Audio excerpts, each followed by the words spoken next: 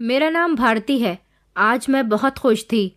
मेरे घरवाले इस खुशी में जश्न मना रहे थे कि आज उनकी बेटी एक वकील बन गई है। बचपन से लेकर बड़े होने तक ऊपर वाले की कृपा से मुझे हमेशा कामयाबी हासिल हुई, इसलिए मैं अपने आप को बहुत खुशकिस्मत इंसान समझती हूँ।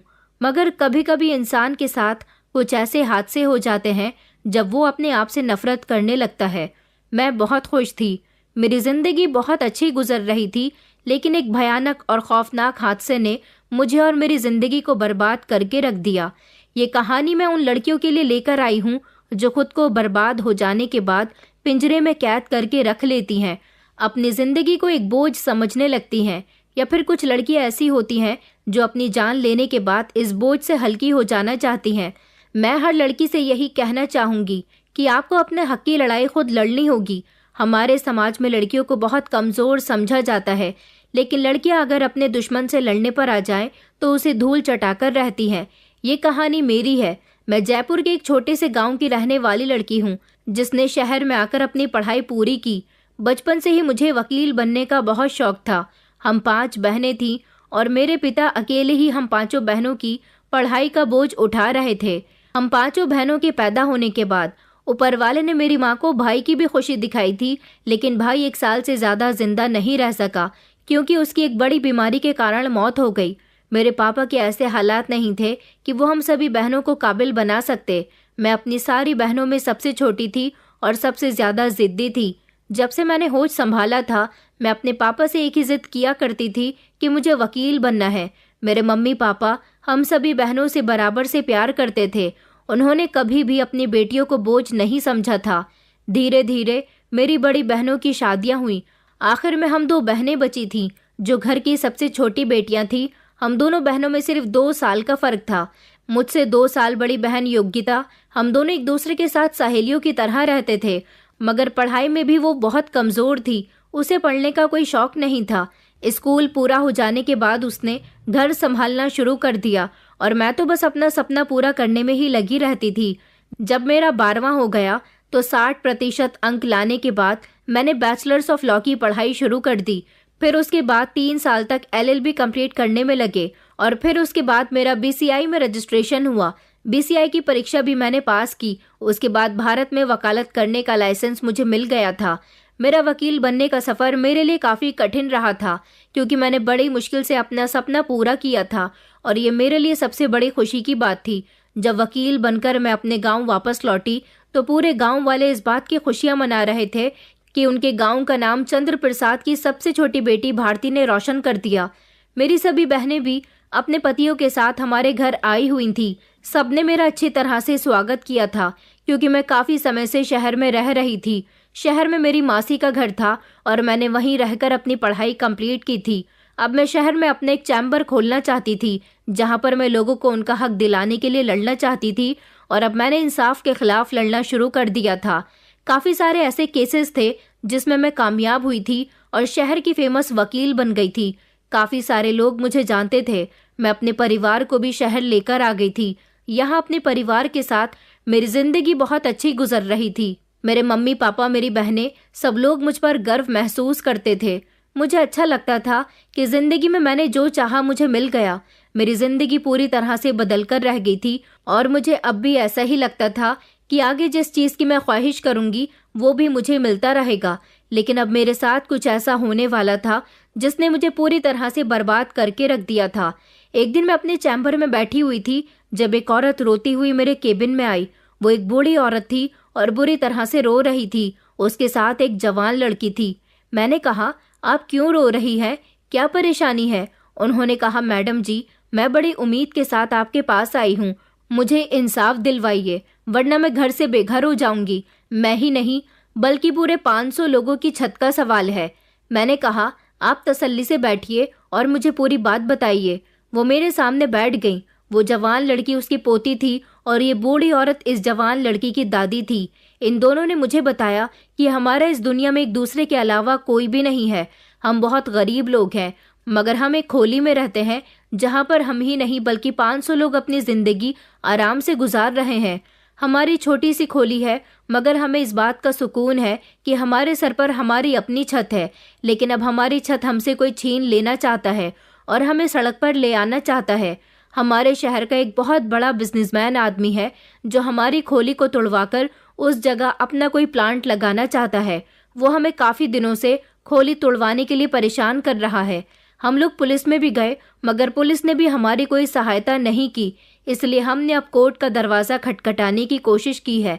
मैं अपनी खोली में रहने वाले बाकी लोगों के बारे में तो नहीं जानती, मगर मैं बूढ़ी औरत अपनी जवान पोती को लेकर कहाँ जाऊंगी? उस खोली के अलावा हमारा और कोई सहारा नहीं है। आप हमारी मदद कीजिए, वरना वो गुंडा जो अपने आप को बड़ा बिजनेसमैन कहलाता है, वो बिजनेसमैन तो है ही, मगर दूसरों की ज़मीन हड़प हड़प कर वो उन पर फैक्ट्रियां बना चुका है और अब वो हमें बेघर करना चाहता है। उसने हमें 2 दिन का समय दिया है कि अगर हमने खोली खाली नहीं की तो वो हमारी खोली पर बुलडोज़र चलवा देगा। उसकी पोती मुझे बहुत मासूम लग रही थी, जो सिर्फ रोए चली जा रही थी। इस बेबस औरत को देखकर मैं समझ गई थी कि गरीब इंसान हमेशा बेबस और लाचार होता है। मैंने कहा, मैं आपकी मदद करूंगी। उन्होंने कहा, मैडम, आपको मेरा केस लड़ना होगा। अमित खुराना, जिसके खिलाफ वो अपना केस मुझसे लड़वाना चाहती थी। गरीबों के हक में लड़ना मेरा फर्ज बनता था, इसीलिए मैंने उस बूढ़ी औरत से कोई पैसा नहीं लिया और उसे विश्वास दिलाया कि कल मैं आपकी खोली में आकर वहाँ के लोगों से बातचीत करूंगी।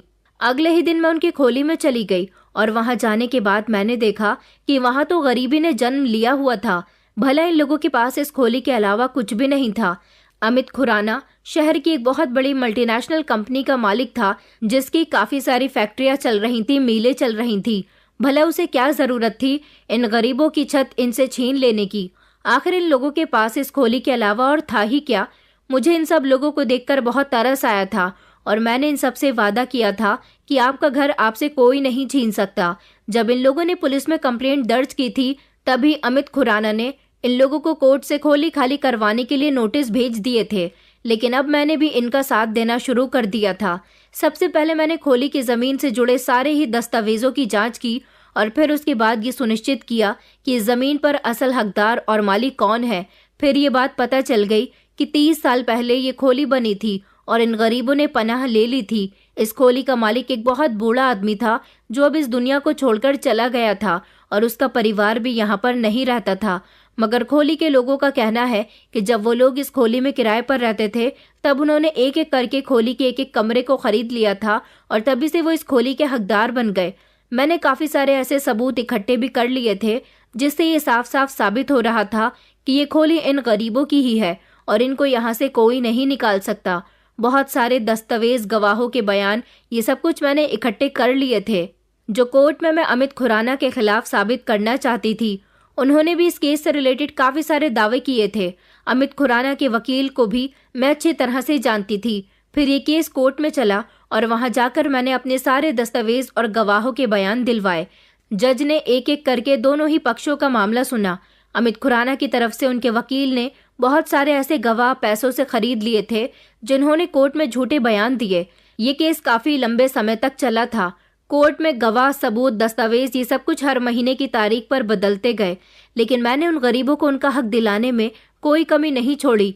जितना मुझसे हो सका मैंने वो सब कुछ किया। जिस पर मुझे अमित खुराना के कुछ आदमी खरीदने के लिए भी आए थे। उन्होंने कहा कि इस केस से पीछे हट जाओ, हम तुम्हें काफ़ी सारा पैसा देंगे। मगर मैं पैसों से खरीदने वाली इंसान नहीं थी। मैंने तो ठान ही लिया था कि मैं गरीबों को उनका हक दिलवा कर रहूंगी, इसलिए मैं उन लोगों के दिए हुए लालच में नहीं आई। इन सब में कानूनी प्रक्रिया काफ़ी लंबी चली थी, इसलिए खोली के सारे ही लोग धैर्य से काम ले रहे थे। मैंने उनको अच्छी तरह से हर बात के बारे में समझा दिया था। अमित खुराना और उसके आदमियों ने हर तरह से कोशिश कर ली थी कि वो ये केस जीत जाएं, मगर जीत हमेशा सच्चाई की होती है। फाइनली मैं इस केस को जीत गई थी। कोर्ट ने हमारे हक में फैसला किया था और ये बात कोर्ट में साबित हो गई थी कि ये खोली उन 500 गरीब लोगों की है जो पिछले 30 सालों से यहाँ पर रह रहे हैं। और अमित खुराना अब इन लोगों को किसी भी तरह से तंग नहीं करेंगे। उनके पास काफ़ी सारी ज़मीन जायदाद है, वो अपना प्लॉट कहीं और लगा सकते हैं, लेकिन अपने काम के लिए वो गरीबों को बिल्कुल भी परेशान नहीं करेंगे। अमित खुराना इस केस को हार गए थे। ये खबर सोशल मीडिया, न्यूज़ चैनल और अखबारों के माध्यम से पूरे शहर में फैल गई थी, जिससे उनकी काफ़ी इंसल्ट हुई थी। मगर मैं बहुत खुश थी। खोली के सारे ही लोग मेरा बहुत शुक्रिया अदा कर रहे थे, लेकिन मेरा तो काम ही यही था। मैं अपने आप को एक ईमानदार और एक अच्छा वकील बनाना चाहती थी। ये केस जीतने के बाद मुझे ऐसा लगता था कि ऊपर वाला मुझ पर बहुत मेहरबान है, लेकिन मैं ये नहीं जानती थी कि ये केस हारने पर अमित खुराना की बेइज्जती ही नहीं हुई थी, बल्कि वो और उनका बेटा जो कारोबार करना चाहते थे वो भी डूब गया था। खोली के लोगों में खुशी की लहर दौड़ गई थी और इसी तरह मैं गरीबों को उनका हक दिलवाने में कामयाब रही। इस बात को लगभग 1 महीना गुजर गया था जब मेरे मोबाइल पर एक नए नंबर से कॉल आई। मैंने जैसे ही फोन रिसीव किया तो उस पर एक रोती हुई लड़की की आवाज मुझे आई, जो बुरी तरह से रो रही थी और कह रही थी कि मैं आपसे मिलना चाहती हूँ। उसके रोने पर मैं बुरी तरह से डर गई थी। फोन रात के लगभग 2:30 बजे आया था, जब मैं अपने घर पर मौजूद थी। आधी रात के समय किसी नए नंबर से फोन आना और फिर उस पर रोती हुई लड़की की आवाज, जो बार बार मुझसे मदद की गुहार लगा रही हो, सिर्फ रोई चली जा रही हो। ऐसे समय में मेरी तो कुछ भी समझ में नहीं आ रहा था कि मैं क्या करूं। उस लड़की की आवाज में एक अजीब सा दर्द था, मगर वो बता नहीं रही थी कि आखिर उसे किस तरह से मेरी मदद चाहिए। बस वो बार बार यही कह रही थी कि अभी और इसी समय आप शहर के जिला अस्पताल के पीछे वाले रास्ते पर आ जाइए। मैंने कहा, मगर इतनी रात को? तो वो कहने लगी कि जी, आज जो केस आपके पास आया है उससे रिलेटेड कुछ सबूत मेरे पास है। मुझे कुछ लोग मारना चाहते हैं, लेकिन मरने से पहले मैं आपको वो सबूत देना चाहती हूँ ताकि आप ये केस जीत सके। मुझे याद आया कि आज मेरे पास एक केस आया था। वो केस था जिला अस्पताल की एक नर्स का, जो किसी लड़के से मोहब्बत करती थी और उस लड़की ने उसे छोड़कर किसी दूसरी लड़की से शादी कर ली थी। वो लड़की रोती हुई मेरे पास आई थी और उसने अपने बॉयफ्रेंड को पुलिस में अरेस्ट करवाया था, लेकिन लड़के के वकील ने उसे जमानत पर रिहा करवा लिया था। वो लड़की चाहती थी कि उस लड़के ने उससे जो बेवफाई की है वो उसके खिलाफ एक्शन उठाए, क्योंकि उस लड़के ने काफी लंबे समय तक नर्स के साथ दुष्कर्म किया और फिर शादी का झांसा देकर वहां से भाग गया। मगर जब लड़की ने उसे तलाश किया तो पता चला कि उसने किसी और लड़की से शादी कर ली है, लेकिन इस बीच वो नर्स की जिंदगी तबाह कर चुका था। इसलिए नर्स मेरे पास मदद की गुहार लगाने आई थी। इस केस पर मैं अगली सुबह सबूत इकट्ठा करना चाहती थी, क्योंकि इस केस के अलावा उस दिन मेरे पास और कोई दूसरा केस नहीं आया था। मुझे लगा कि शायद ये वही नर्स होगी जो मुझसे मदद की गुहार कर रही है, मगर उसका नाम नीता था। फोन वाली लड़की ने मुझे ना तो अपना नाम बताया था और ना ही अपनी कोई पहचान। बस वो रोकर मुझे खुद से मिलने के लिए बुलाना चाहती थी। फोन बंद होने के बाद मैं उसी समय बिस्तर से उठी। मैंने घड़ी पर नजर डाली तो 3:30 बजे का समय हो रहा था। मैं फौरन ही घर से जाने के लिए निकल गई। मैंने अपने मम्मी पापा में से किसी को भी कुछ नहीं बताया और खामोशी से घर का दरवाजा खोलकर और अपनी स्कूटी निकालकर मैं चली गई थी उस लड़की के बताए गए पते पर। लेकिन मैं जैसे ही वहां पहुंची तो मुझे वहां पर दूर दूर तक भी कोई नजर नहीं आ रहा था। जिला अस्पताल के पास उस लड़की ने मुझे बुलाया था। वो नर्स भी वही उसी अस्पताल में नौकरी करती थी, मगर वो लड़की कहाँ चली गई थी? मैं 10-15 मिनट तक उस लड़की को तलाश करती रही, लेकिन वहां मुझे कोई भी नजर नहीं आया। जिस नंबर से मुझे फोन आया था मैं उस नंबर को भी बार बार ट्राई कर रही थी। वो नंबर अब बंद जाने लगा। मैं परेशान हो गई थी, लेकिन फिर मैंने सोचा कि मुझे सुबह यहाँ आकर दोबारा से तलाशी लेनी चाहिए। इस समय मेरा यहाँ रुकना खतरे से खाली नहीं है। इसलिए मैं चलती हुई अपनी स्कूटी के पास आई और मैं स्कूटी पर बैठने ही वाली थी, तभी अचानक किसी ने मेरे मुंह पर कुछ नशीला पदार्थ सूंघाया। उस इंसान ने मुझे इतनी मजबूती से पकड़ लिया था कि मैं खुद को पलट भी नहीं पा रही थी और खुद को उससे छुड़वा भी नहीं पा रही थी। और मुझे ये भी नहीं पता था कि मुझे इतनी मजबूती से पकड़ने वाला इंसान कौन है। उस समय मैं बहुत बेबस बन गई थी। मैं चीख भी नहीं सकती थी, क्योंकि मेरे मुंह को बुरी तरह से बंद कर लिया गया था। जो नशीला पदार्थ मुझे सूंघाया गया था उसकी वजह से मैं खुद को निढाल होता महसूस करने लगी। मेरी आंखों के आगे अंधेरा आने लगा और एकदम से मेरा दिमाग चकराने लगा। मेरा दिमाग पूरी तरह से आउट ऑफ कंट्रोल हो चुका था और कुछ ही देर में मैं बेहोश हो गई। बेहोशी की हालत में जिन लोगों ने मुझे यहाँ तक बुलाया था और मेरे साथ ये सब कुछ किया, अभी वो अपनी हरकत से बाज नहीं आए थे। मुझे बेहोश करने के बाद उन्होंने मेरे साथ दुष्कर्म किया और फिर उसके बाद मेरी इज्जत को कहीं का नहीं छोड़ा। उन लोगों ने तो मेरी आत्मा तक को छलनी कर दिया था। मेरे साथ जानवरों से भी बदतर सलूक किया गया। इतनी बेदर्दी और बेरहमी से मेरे शरीर को जानवरों की तरह नोचा गया कि मुझे देखने वाले लोगों के रोंगटे खड़े हो गए थे। मेरे शरीर पर उन लोगों ने जगह जगह जख्म डाल दिए थे। मेरे साथ दरिंदों वाला खेल खेलने के बाद उन लोगों ने मुझे बीच सड़क पर फेंक दिया, जहां रात के समय कोई भी आता जाता नहीं था। लेकिन जैसे ही दिन निकला मेरे मम्मी पापा मेरे लिए बहुत परेशान हो गए, क्योंकि उन्होंने मुझे कमरे में नहीं पाया था। उन्होंने मेरा नंबर ट्राई किया तो मेरे फ़ोन की सिर्फ रिंग बज रही थी। उन लोगों का मुझसे कांटेक्ट नहीं हो पाया तो वो बेहद परेशान हो गए और मुझे हर तरफ तलाश करने लगे। उन्होंने मेरे साथ के लोगों को फ़ोन किया जिनके बारे में वो जानते थे, उनसे भी उन्हें मेरे बारे में कोई जानकारी हासिल नहीं हुई, तो वो लोग मुझे घर से बाहर तलाश करने के लिए निकल पड़े। लेकिन जिस सड़क पर मैं बेहोश गंभीर हालत में पड़ी हुई थी, वहां पर सुबह के 5 बजे जब सफाई कर्मचारी सफाई लगाने के लिए आए तो उन्होंने मुझे वहां गंभीर अवस्था में पड़े हुए देखा तो तुरंत ही पुलिस को फोन लगाया। दिन की निकलती हुई रोशनी के साथ साथ वहां भीड़ इकट्ठी होने लगी। सब लोग मेरी हालत देखकर समझ गए थे कि आखिर मेरे साथ क्या हुआ है, मगर कोई नहीं जानता था कि मैं कौन हूं और मैं यहाँ कैसे आई। पुलिस आई तो पुलिस ने फौरन ही मुझे अस्पताल में भर्ती करवाया।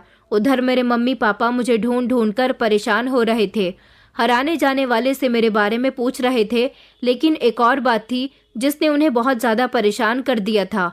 वो बात ये थी कि जब वो मेरा नंबर ट्राई कर रहे थे तो सुबह के लगभग 11 बजे तक मेरे नंबर पर कॉल जाती रही थी, मगर किसी ने कॉल रिसीव नहीं की। लेकिन 11 बजे के फौरन बाद ही मेरा नंबर बंद जाने लगा। मेरा मोबाइल पुलिस को भी नहीं मिला था। पुलिस मेरे होश में आने का इंतजार कर रही थी। पुलिस वाले मुझे पहचान चुके थे और उन्होंने फौरन ही मेरे घर वालों को इस बात की इन्फॉर्मेशन दी कि उनकी बेटी अस्पताल में संदिग्ध हालत में पड़ी हुई है।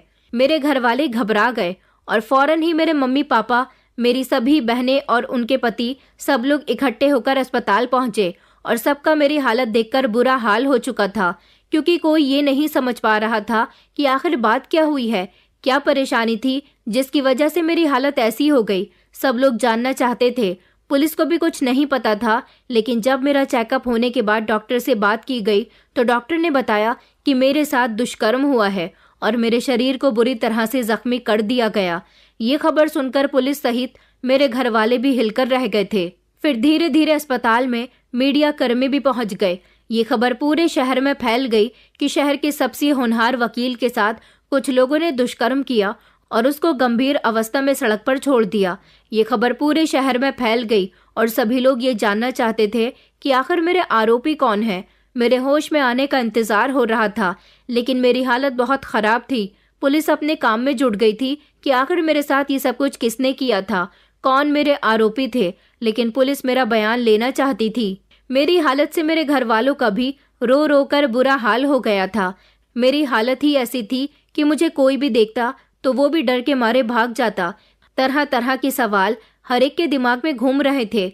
आखिर मेरी इस हालत के पीछे क्या वजह थी?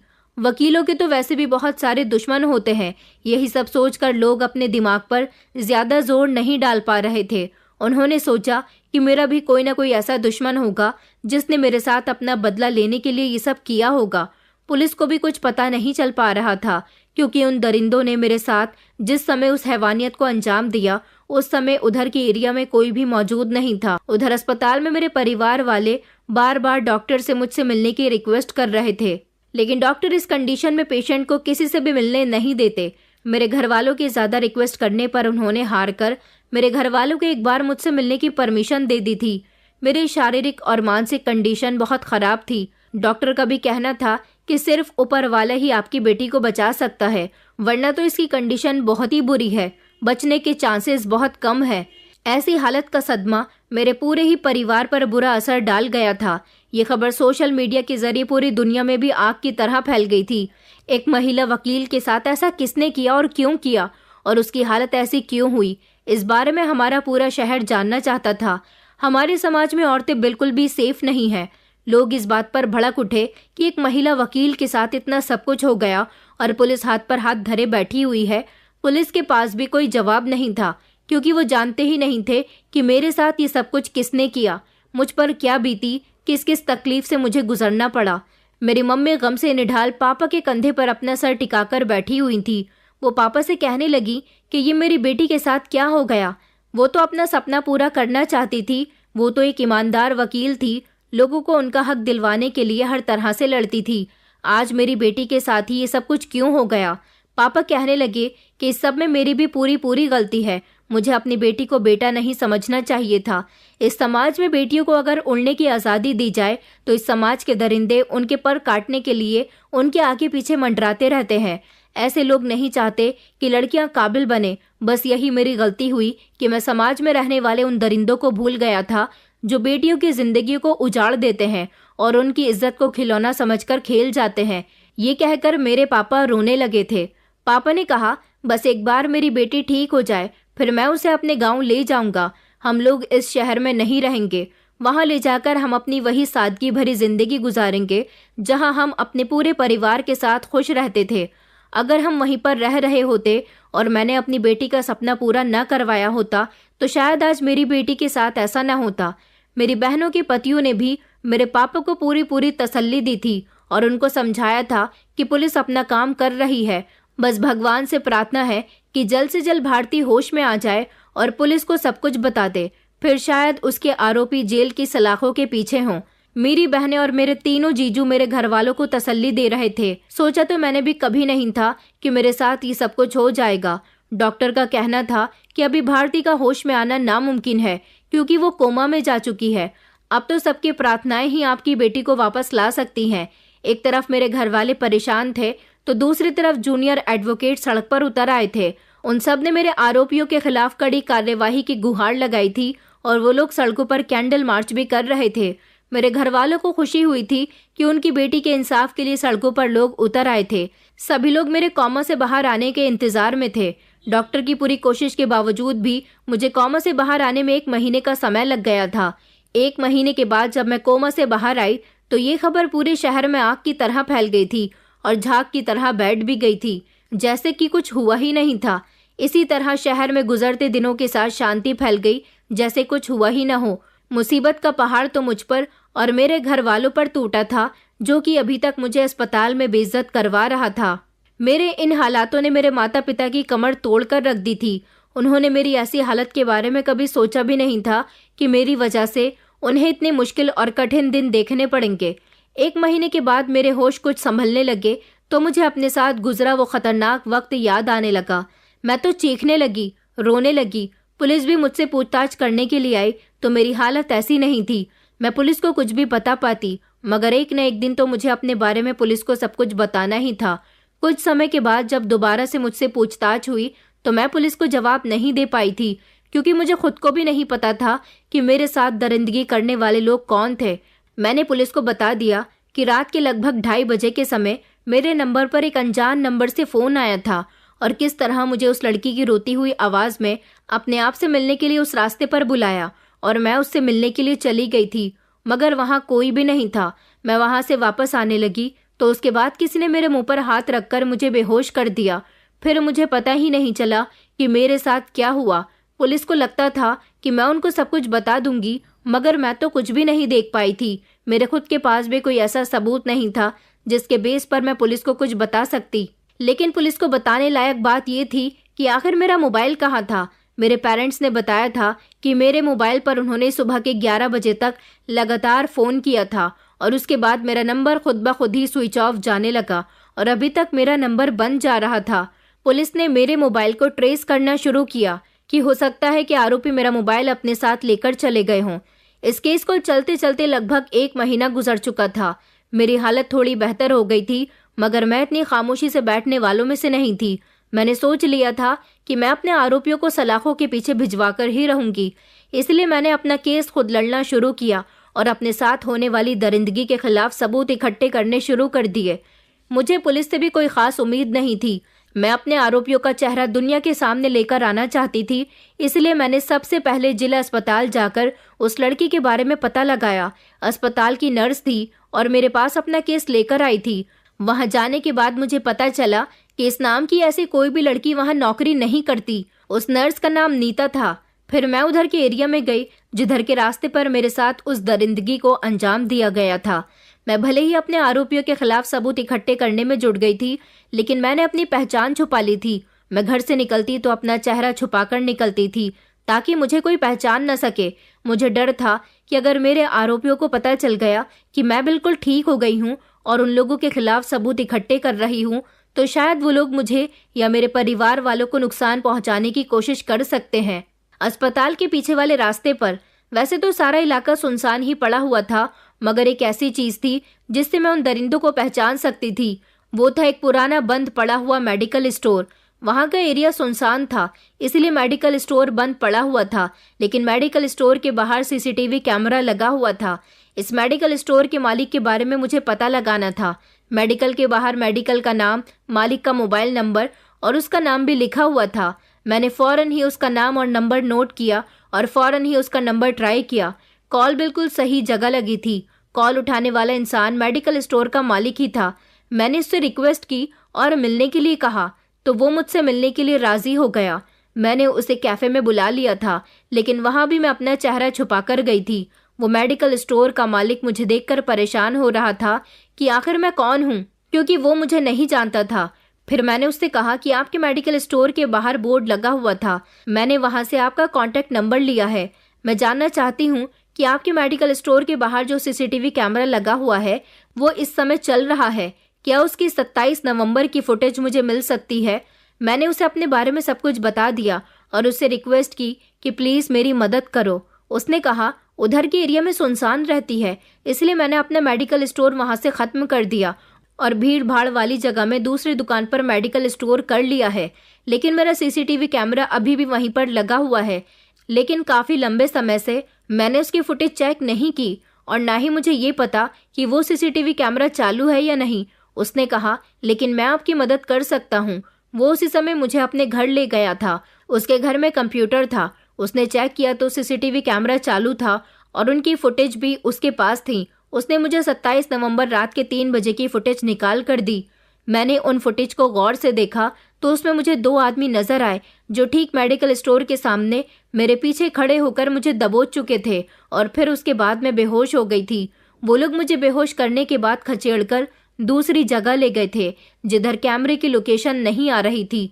वो 2 आदमी थे और उन दोनों ने ही अपने चेहरे को कवर किया हुआ था, जिससे उनकी पहचान नहीं हो रही थी।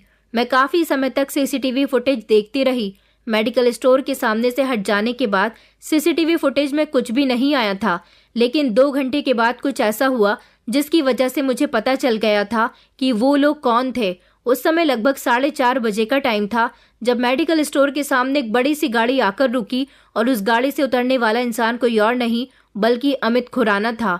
वो वहां पर आया और उसने उन दोनों से कुछ बातचीत की और वो दोनों नकाबपोश आदमी थोड़ी देर बाद एक बाइक पर बैठकर चले गए थे, जबकि अमित खुराना भी अपनी गाड़ी में बैठकर वहां से चला गया था। मैं समझ गई थी कि ये सब कुछ किसने किया था। ये सब कुछ अमित खुराना ने किया था। उसने मुझसे बदला लिया था। मैंने उसी समय वो सीसीटीवी फुटेज लिया और अमित खुराना के खिलाफ पुलिस में कंप्लेंट दर्ज करवा दी। कोर्ट में भी याचिका दायर कर दी और अब ये केस कोर्ट में चल निकला था।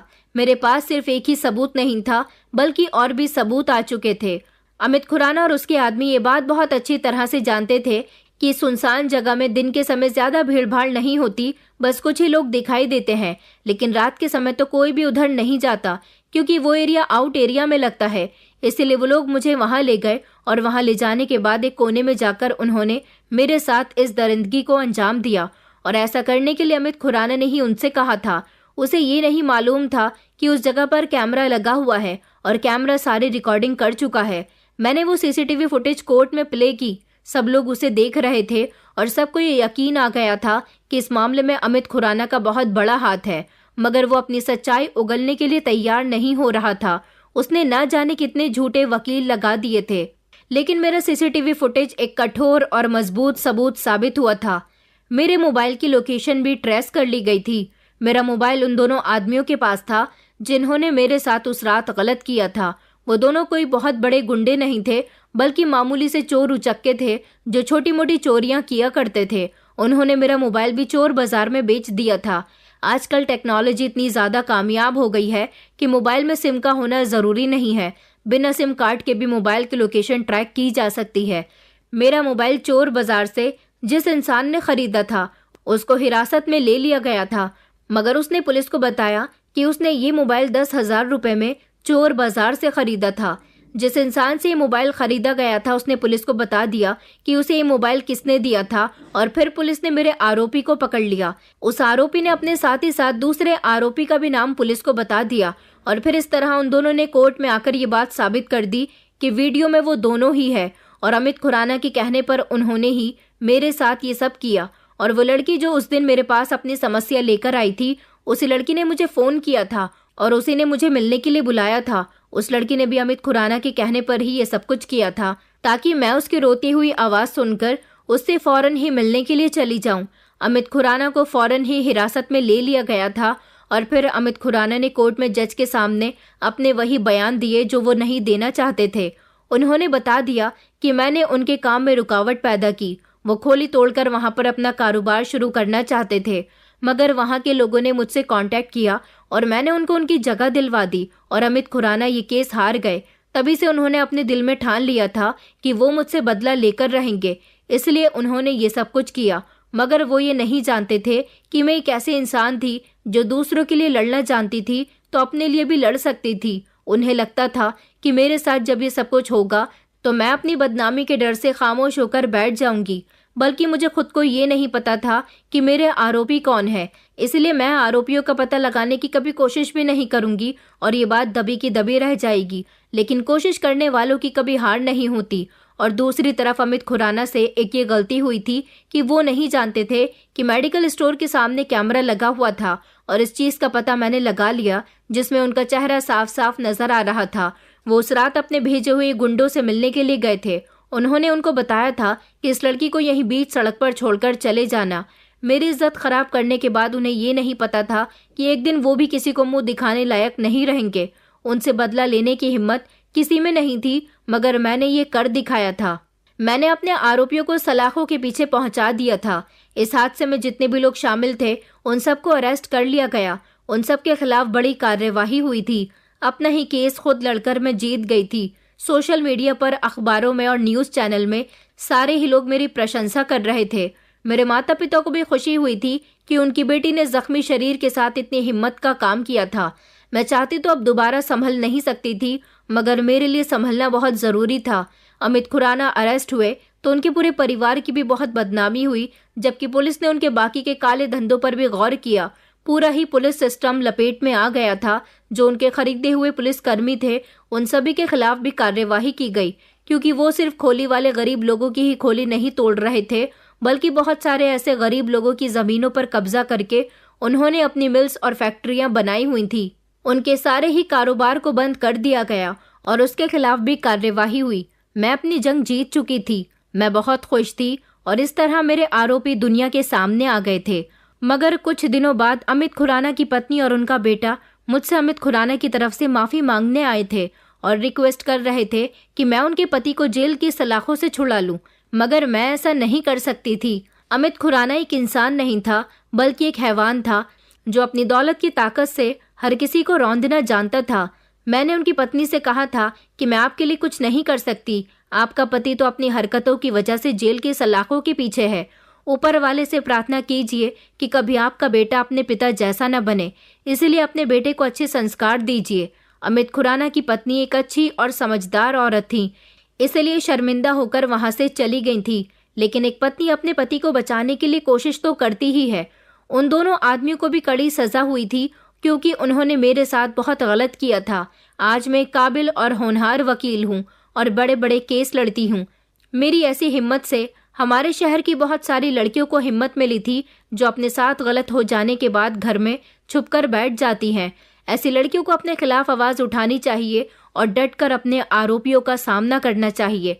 आज भी मैं एक जानी मानी वकील के नाम से जानी जाती हूँ और अब मुझे पहले से भी ज्यादा शोहरत मिल गई है। मैं अपनी वकालत तो करती ही हूँ, साथ ही साथ उन लड़कियों को भी जागरूक करती हूँ जो मेरी तरह ऐसे कठिन वक्त से गुजरी हैं और अपने आरोपियों को सजा दिलाने के लिए अपनी आवाजों को दबाकर बैठ गई हैं। मैं घर घर जाकर लड़कियों को जागरूक करती हूँ और मैंने उन गंभीर लड़कियों की मदद करनी शुरू कर दी है जिनके साथ एसिड अटैक होते हैं, जिनको मोहब्बत के जाल में फंसाकर उनकी इज्जत के साथ खेला जाता है, जिनको दहेज के खिलाफ प्रताड़ित किया जाता है या फिर जिनके साथ दुष्कर्म किया जाता है। उन सभी लड़कियों का केस लड़ने के लिए मैं उनकी मदद करने के लिए हमेशा तैयार रहती हूँ। मेरी इज्जत तो अब सही सलामत है, लेकिन मैं अपनी उन बहनों की आज भी मदद करती हूँ और मुफ्त में उनका केस लड़ती हूँ। आज मैं न सिर्फ अपने पैरों पर खड़े होकर कामयाब बनी हूँ, बल्कि बेसहारा औरतों की आवाज बन चुकी हूँ, जो किसी वजह से खामोश रह जाती हैं या जिनकी आवाज को दबा दिया जाता है। ऊपर वाले की कृपा से मैंने अपनी जिंदगी को एक मकसद दिया। हर समय मैं ऊपर वाले का शुक्रिया अदा करती हूँ, जिसने मुझे इतनी हिम्मत दी और मुझे हमेशा कामयाब बनाया। ये कहानी सिर्फ मेरी नहीं, बल्कि उन सारी लड़कियों की है जो जुल्म के अंधेरे से निकलकर रोशनी की तरफ आती हैं और अपने कदम मजबूत करते हुए अपने साथ साथ दूसरी बेसहारा लड़कियों को भी सहारा देती हैं और उनको हिम्मत से बांधती हैं। आखिर कब तक हमारे समाज में लड़कियों के साथ ऐसा होता रहेगा? क्या हर लड़की को मेरी तरह होनहार और जुल्म के खिलाफ लड़ने वाला होना चाहिए? मेरे इस सवाल का जवाब आप लोगों के पास है। अगर है तो मुझे कमेंट सेक्शन में मेरे सवाल का जवाब जरूर देना। दोस्तों, उम्मीद करती हूँ आपको हमारी कहानी पसंद आई होगी। कहानी पसंद आई है तो वीडियो को लाइक करें, चैनल पर नए हैं तो चैनल को सब्सक्राइब करें और हाँ, नोटिफिकेशन बेल को जरूर दबाएं ताकि अगली अपडेट सबसे पहले आपको मिले।